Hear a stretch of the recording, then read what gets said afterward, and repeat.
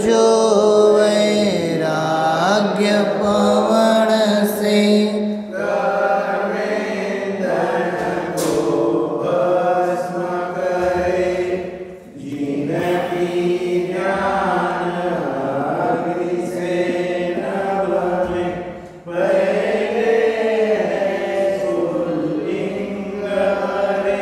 वह मध्याह्न दिवाकर जिनके ऊपर सदा सुशोभित है।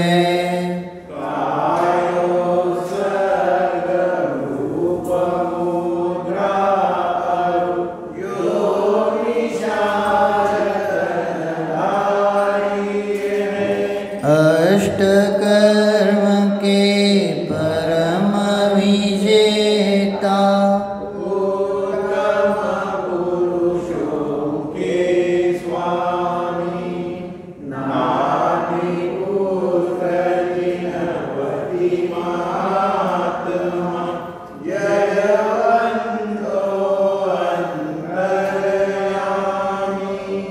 जयवंतो अंतर्यामी।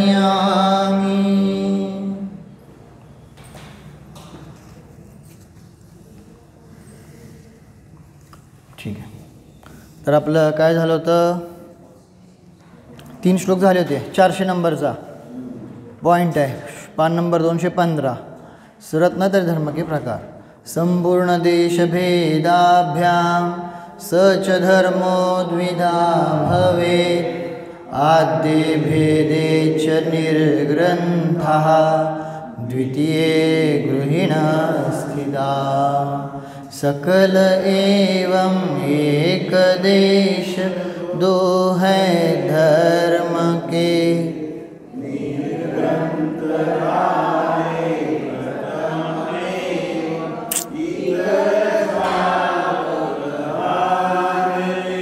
यह रत्नत्रयात्मक धर्म सर्वदेश तथा एक देश के भेद से 2 प्रकार का है।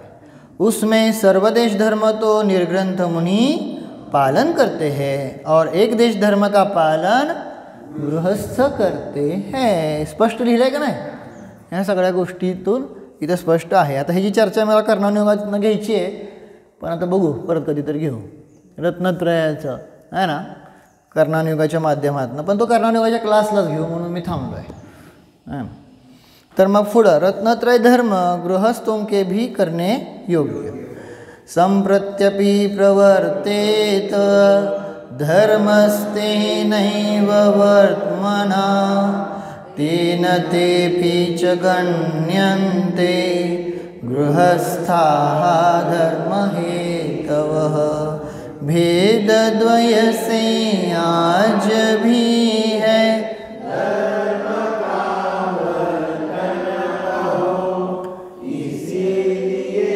गेही जनों को धर्म का कारण कहें।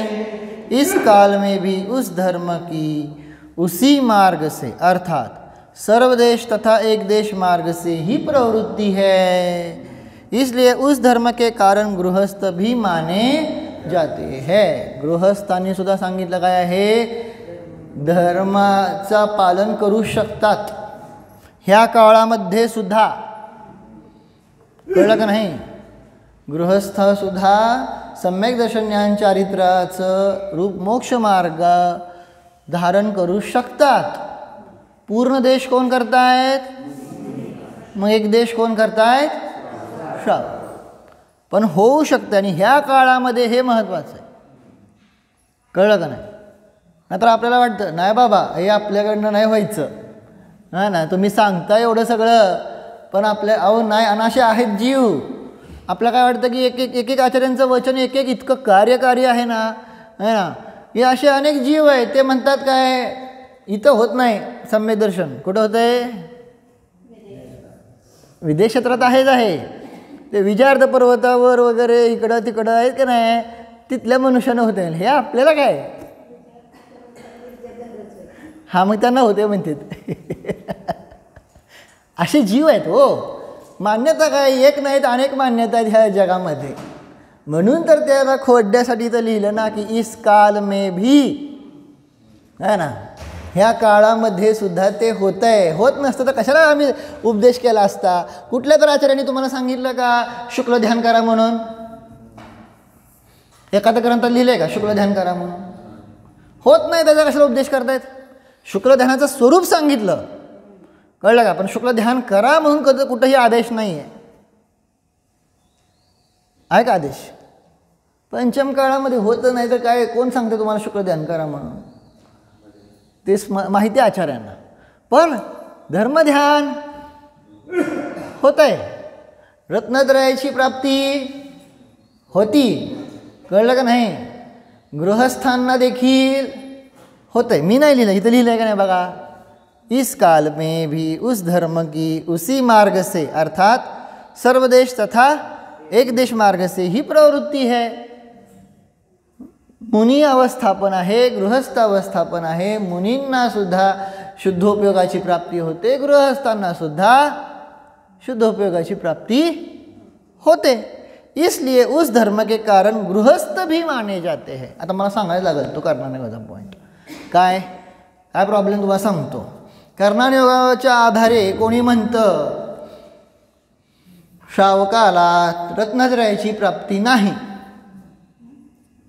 असं आहे वचन. तुम्हाला दाखवू का शास्त्रातलं? आहे ना. मग तिथं अपेक्षा काय लावून घ्यायची हे समजून घ्यायचं आहे. सम्यक दर्शन ज्ञान चारित्र आणि मोक्ष मार्ग असं तर आहे की नाही? बरोबर. मग श्रावकांना दर्शन आहे का? त्याशिवाय काय काय ज्ञान आहे का? सम्यक ज्ञान पण तेही मान्य आहे. पण सम्यक चारित्र जर आहे म्हणाले तर मग ते प्रश्न विचारतात. अनेक जणांशी माझी चर्चा झाली तेव्हा सुद्धा ते अनेक साधूसुद्धा हे म्हणजे कुठलं चारित्र आहे सांगा म्हणले श्रावकाला.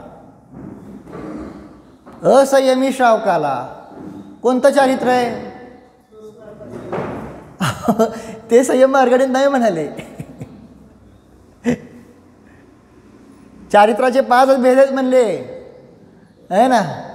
मग ह्या अपेक्षेने तर बरोबरच आहे का? चुकीचं नाही आहे. ह्या अपेक्षेने जर म्हणाला तर बरोबरच आहे. सामायिक छेदोपस्थापना, परिहार विशुद्धी, सूक्ष्म संप्राय, यथाख्यात आदी, आणि हेच ॲक्च्युली मेन चारित्राचे भेद आहेत. आपण मागं पण घटवलं, ते नंतर घटवलं जातं की देश संयम आणि काय असंयम वगैरे जे का नाही हे नंतर झालं, आहे ना. मग तिथं सांगितलं काय आहे की त्या अपेक्षेने श्रावकामध्ये चारित्राचा अभाव आहे असं आगम सांगते. हो, असं पण करू नका की तुम्ही त्याचं एकांत करून बसाल, आहे ना. पण आता पुढचं आहे का? तरीसुद्धा आचार्यांनी लिहिलं का नाही गृहस्थो मोक्ष मार्गस्थ, तरीसुद्धा इथं लिहिलं का नाही इसलिए उस धर्म के कारण गृहस्थ भी माने जाते हैं. तुम्ही गृहस्थांना असं हलक्यात घेऊ नका, लिहिले का नाही? आहे ना. मग काय, मग चारित्र कोणतं आहे वास्तविक पाहिलं असताना? तर स्वरूपाचरण चारित्र म्हणजे सम्यक्त्वाचरण चारित्र आहे. त्यामध्ये तर काही शंका नाही, बरोबर.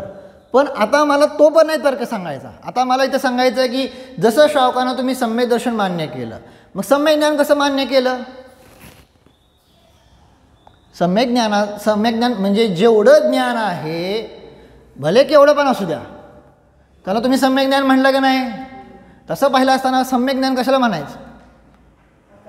12 अंग, 11 अंग नाही, ते अज्ञानाला म्हणायला. 12 अंग ज्याच्याकडे आहेत तो सम्यक ज्ञानाने पूर्ण झाला.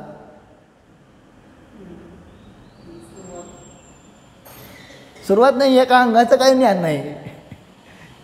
एका अंगाचं ज्ञान धडसेन आचार्यांना नव्हतं. त्यांनी प्रेरणा देऊन भूतबली पुष्पदंत आचार्य बनवले आणि त्यांनी षटखंडागम पहिला ग्रंथ लिहिला. समजते का काय म्हणतोय? मग त्याचा विषय काय चालला आहे? मग जेवढं इथं आपण तेच घटवलं की त्या जीवाला भलेही नाही ज्ञान, पण जेवढं ज्ञान आहे ते सगळं ज्ञान काय होतं आहे? सम्यक होतं आहे का नाही?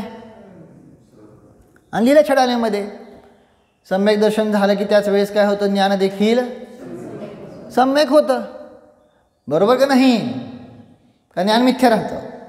मग आता प्रश्न तोच, जे लोक म्हणतात की नाही तर त्यांना ते सांगितलं की मग चारित्र्य काय होतं. आता 3 ऑप्शन तुमच्या पुढे. हां, मग तुम्ही त्या चारित्राला मिथ्या चारित्र म्हणणार का, सम्यक म्हणणार का, मिश्र म्हणणार का, अनुभय म्हणणार. 4च ऑप्शन तुमच्याकडे. हे असतं न्याय शिकल्याची ही आपल्याला फायदा. कळलं ना. कुठल्याही तत्व घ्यायचं परीक्षा करून, आपण म्हणतो ना सारखं ओरडतोय ना परीक्षा करून घ्या, परीक्षा करून घ्या. कानानं नुसतं ऐकून ग्रहण करायचं तर काय उपयोग नाही, परीक्षा सांगतोय का नाही. मग आता तिथं तोच प्रश्न आल्यानंतर सांगितलं काय की त्या जीवाकडे काय होणार की जेव्हा दर्शन सम्यक झालं, ज्ञान सम्यक झालं, तर चारित्राचे 4 ऑप्शन. तुम्ही सम्यक चारित्र मानत नाही, मिथ्या चारित्र तर असूच शकत नाही आहे ना, मिश्र चारित्र तर नसतंच, आणि अनुभय असं शास्त्रामध्ये तर भेदच नाही. मग काय आहे ना. म्हणून तिथं सांगितलं की ह्या अपेक्षेने सांगितलं की त्या जीवाला सुद्धा रत्नत्रयात्मकाची प्राप्ती झालेली आहे. तो जीव मोक्ष मार्गस्थ. कारण नुसतं दर्शनानं ज्ञान ह्याने मोक्ष मार्ग होतो का, हे तर पक्क आहे का नाही. दर्शन ज्ञान चारित्र पाहिजे का नाही. आणि इथं लिहिलं आहे का नाही गृहस्थ मोक्ष मार्गस्थ, लिहिलं आहे का नाही. इथं पण लिहिलं आहे का नाही. इसलिए उस धर्म, हे का लिहायला लागलं त्यांना, गृहस्थ हा धर्म हेतव का लिहायला लागलं. गृहस्थ देखील मोक्ष मार्गस्थ आहे. त्यामुळे त्यांच्यामध्ये सुद्धा दर्शन ज्ञान चारित्र सम्यक आहे. समजलं का. अव्रतीला सुद्धा आहे की नाही. मी म्हणाल ना ही चर्चा मला घ्यायची होती ॲक्च्युली. कळलं का. आणि हे उठवलंय मी असं नाही. नेहमी लक्षात घ्या, अपेक्षा समजून घ्यायला पाहिजे. जेव्हा कधी असं कथन आलं तर मान्य आहे, एका अपेक्षेने बरोबर आहे, संयमाचा कुठलाही भेद नाही, त्यामुळं तिथं अविरत शब्द आलेला आहे 4थ्या गुणस्थानात, मान्य आहे ना. पण अविरत ह्याचा अर्थ चारित्र नाही असं कोण म्हणलं. हां हां, आचरण असं नाही आहे. आता ते आचरणसुद्धा त्या जीवाचं मोक्षाकडे नेणारच जाणार आहे परंपरेनं. असं होत नाही आहे.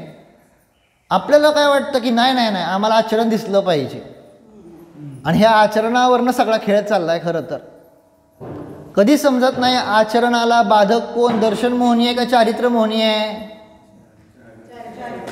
हा, मग तुम्ही ते लावा ना. कळलं का नाही.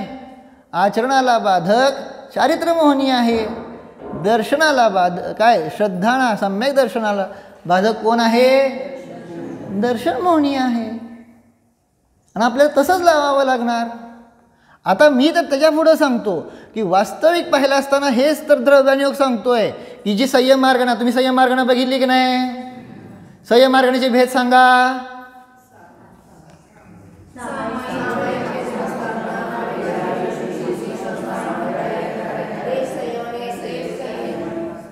लक्षात राहिले का विसरले.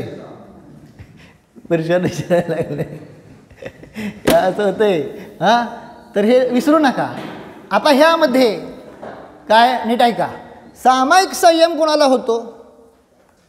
ज्या जीवाने कपडे काढलेले आहेत त्याला होतो का ज्यांना 6व 7व गुणस्थान झाले त्याला होतो. मग कपडे काढून सुद्धा जर ते गुणस्थान 1, 4, 5 आदी असेल तर तो संयम मार्गणेमध्ये कुठे आहे, कुठे आहे. हा, असंयमातच आहे.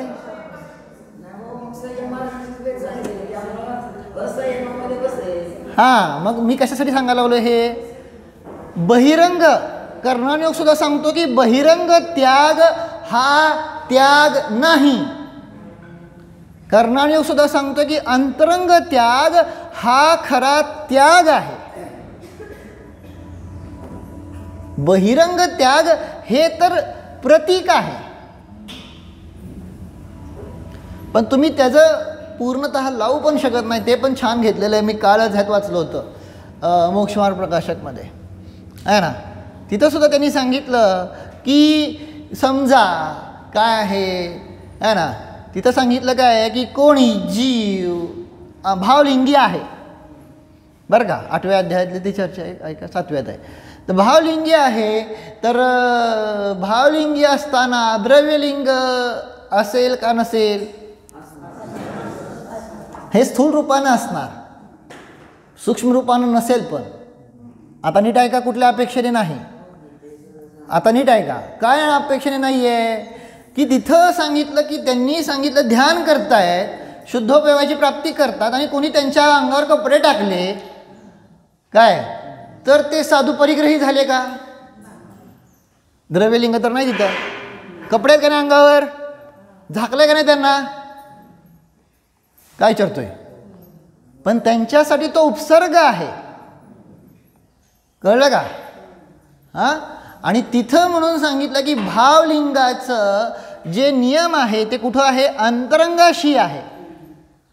द्रव्यलिंगाचा नियम बहिरंगाशी आहे.